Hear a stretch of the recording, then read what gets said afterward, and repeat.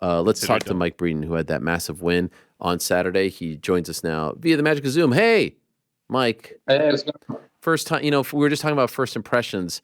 You come on my show with a Kansas City Chiefs hat. I mean, what is this all about? I was going to ask you about those dastardly Chiefs, who are kind of, I mean, they're non-factors this season.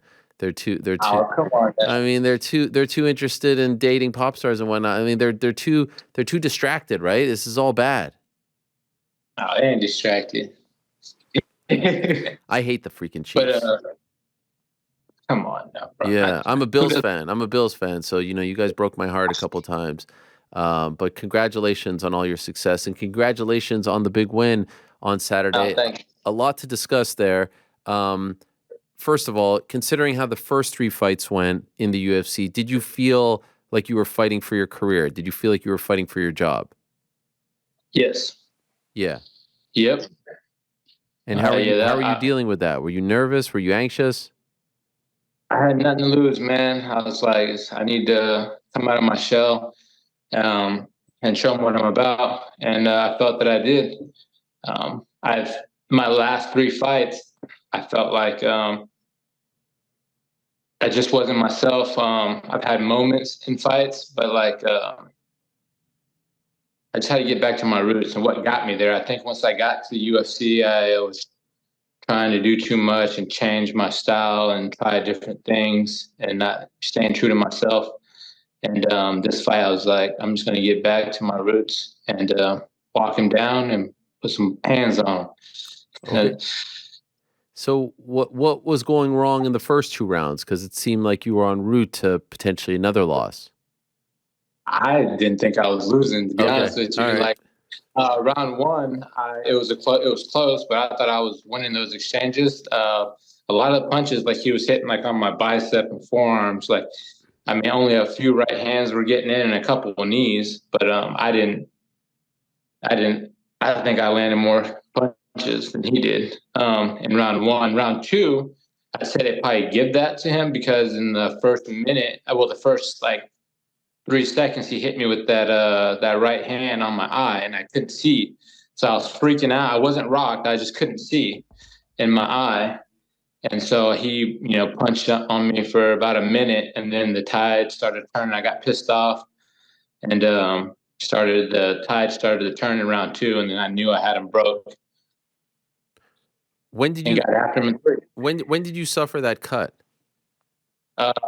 2 weeks before. 2 weeks ago before the fight. So it was fresh. And then I cut my cheek open too. I had a big old cut right here and then a cut over my eye.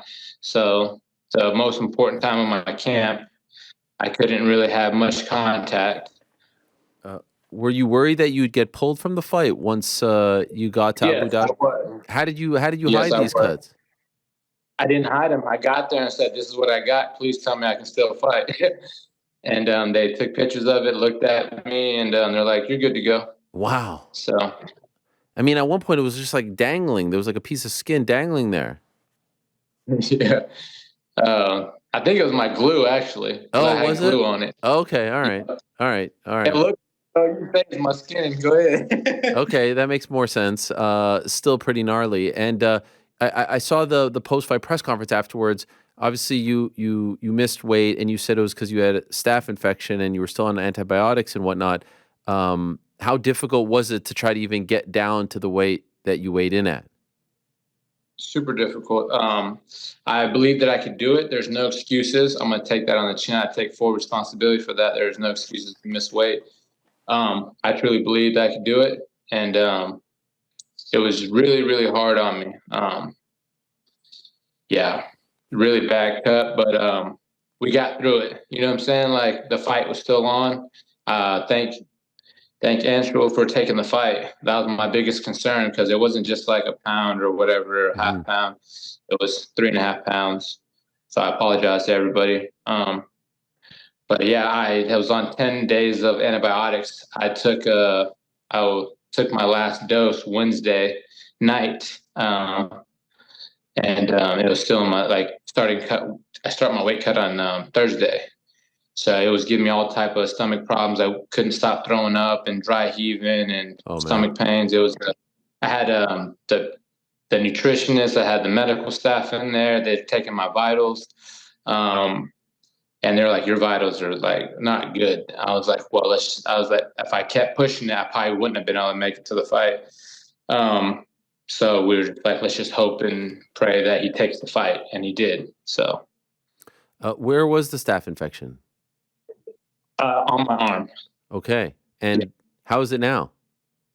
It's good now. So like literally, so I got it on. So I flew out on Sunday.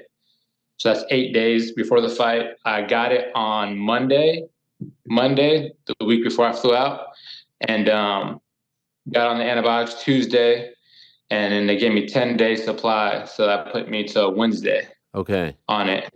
So Wednesday I was cleared all to go, but like that was the last week of my last push, and I couldn't have contact with anybody. I didn't want to give nobody staph. I didn't want to spread it around the gym, so I just had to do bag work and cardio on the machine, on the treadmill, at my house. So it was a lot of adversity just to get to the fight. So the last 3 weeks with the cuts and the stat, like no excuses still, but like I just had to pretty much work out on my own mainly, and like do bag work and stuff like that, and make the best of it. Did it mess with your mind? Like, did you think like, man, there's just way too many things working against me here?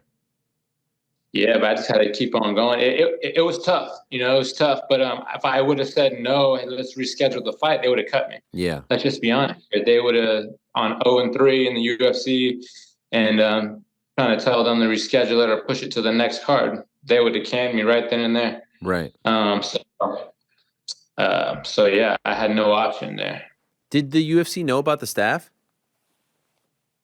I don't think they knew, but when I got there, I told them. Okay. When I got there, I told them. I made everybody, whoever I came in contact with, I told them, and they're like, "You're on antibiotics." They're like, "Yeah, after the first, I think it was 2 or 3 days, it's not contagious anymore after you're on antibiotics." So they're like, "You're good to go." Okay. So, And so now back to the fight. Third round, you start, really getting in his head. It seemed like it's almost like you completely threw him off with the barking and just like the energy that you brought. Yes. It was have you ever done that in a fight before? I've never barked, but like if you know me in the gym, like I pretty much every time I'm drilling, sparring, I'm the loudest one in the room. I'm always making noises when I'm punching and stuff. And then like, my friends that were with me, my best friends, and my coach was like, when you're training and you're drilling, you're doing pads, like you're just like so loud and making all these noises. I'm screaming. They're like, but when you fight, you're dead silent. They're like, you need to start barking at this kid. You need to start making noise. And the whole time I was down there, between every round, I kept getting reminded, audible feints. Let's get after this kid. Let's be a dog. And I don't know, just hearing that over and over and over again, I just started barking at him. So I don't know where it came from. I just started doing it. Could you tell that it was breaking him, that it was throwing him off? I could feel him breaking in two. Wow. Literally, he had that like the first minute of two.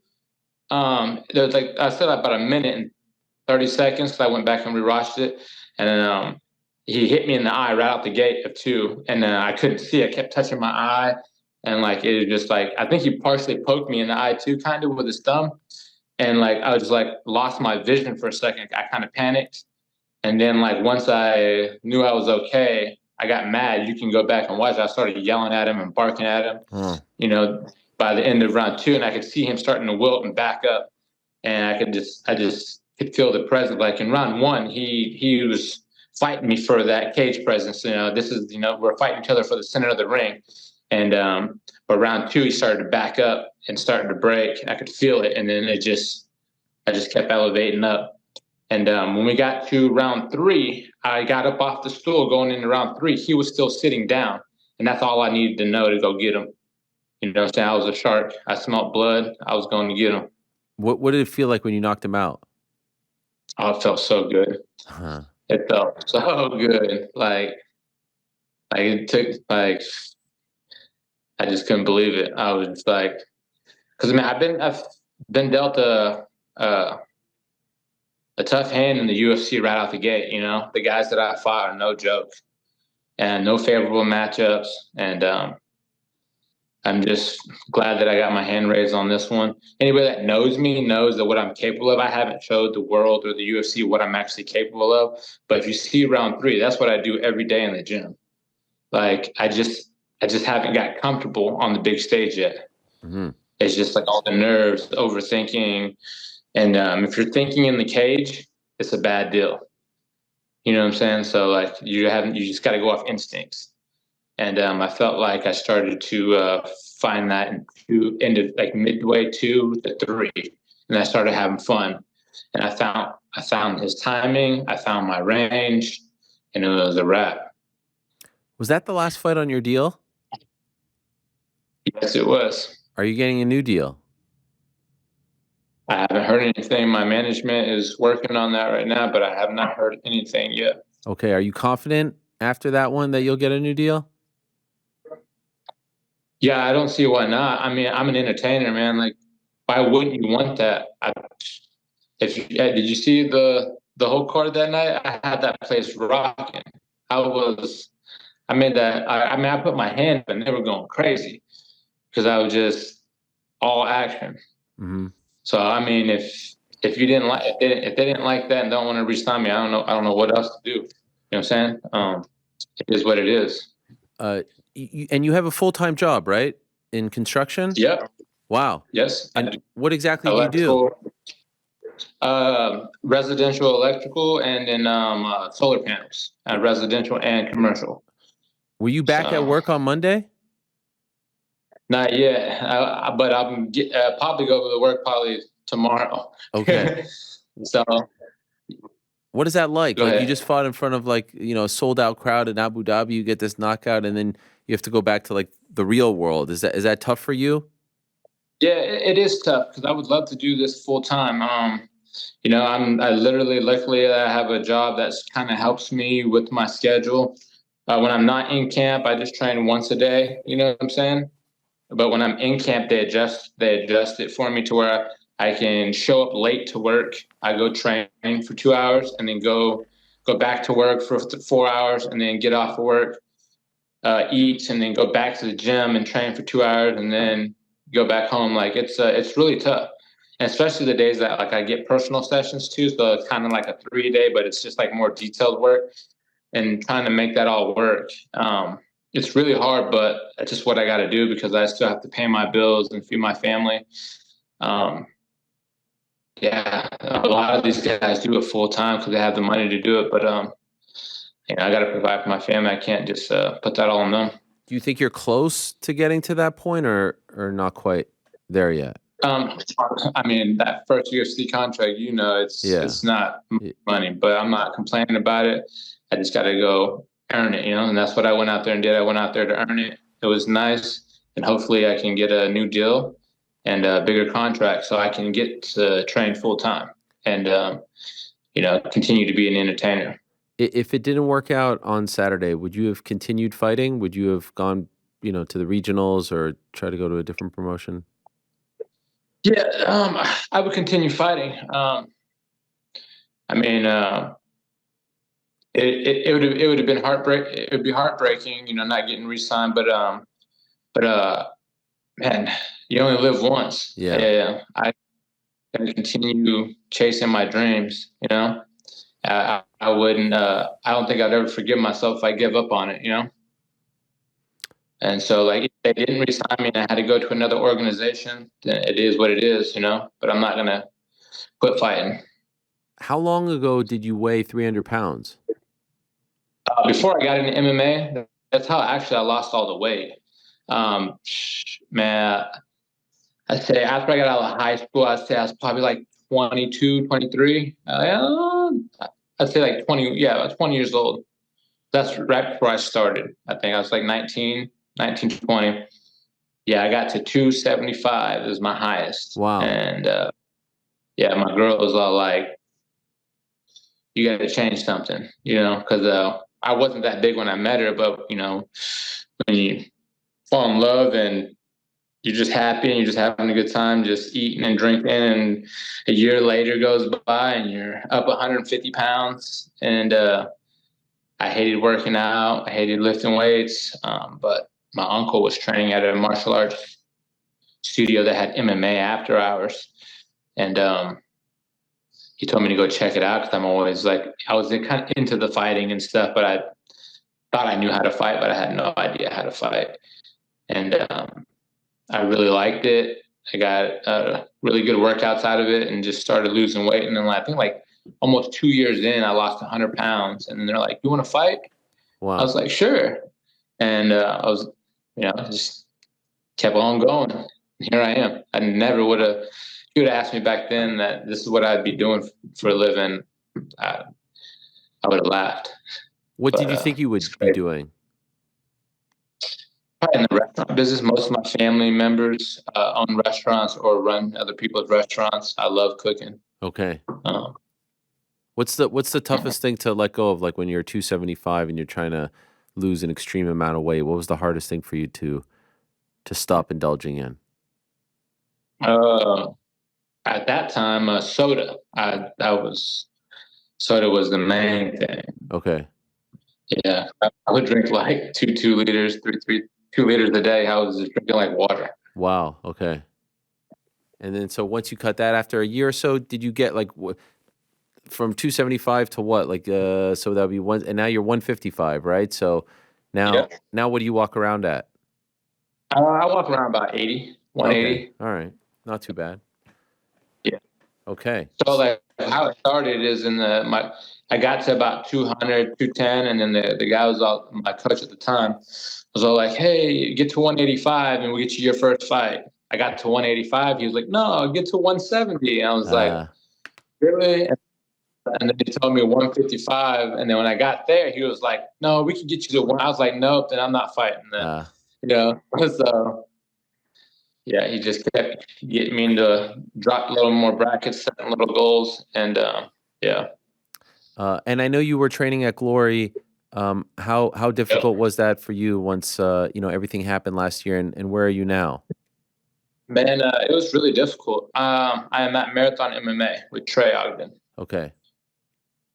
Yes, but yeah, it was a very difficult time when all that stuff happened. I kind of got blindsided. I had no idea. I was I wasn't. I think I was like on like vacation, and then like wasn't haven't been in the gym for 2 3 weeks, and then all that stuff kind of happened, and then kind of just left hanging. I didn't. No one kind of. I had to find out from the news. Wow. You know, Yeah. but I found a home at Trey's gym at Marathon MMA, and it's been one of the best decisions I've ever made. Yeah, I'm better everywhere now. My biggest thing was my conditioning, and that place has definitely fixed it. And I've learned so much there. Trey's done an amazing thing. It's doing amazing with that place, and it's taught me so much. And he's such a great martial artist, coach, friend. I look up to him, great mentor. So I'm so grateful to have him in my corner. Well, congrats on the win. Good luck in getting Thank that new deal. Hope it works out for you. And yeah, incredible stuff. And looking forward to the next one. And I'm assuming maybe in the next one you'll implement a little more barking and whatnot, since it, Oh yeah. gave, let that be your thing. It gave you such great success. Let that be your thing, right? Yeah.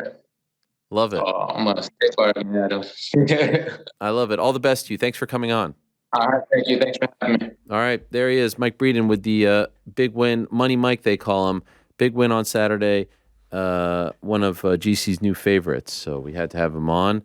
And hopefully, I would think after that win, it wasn't just a win; it was a knockout win. And then the barking and all that, it was quite memorable. Well, I would think that they would re-sign him. Seems like a no-brainer. Let's see what they do.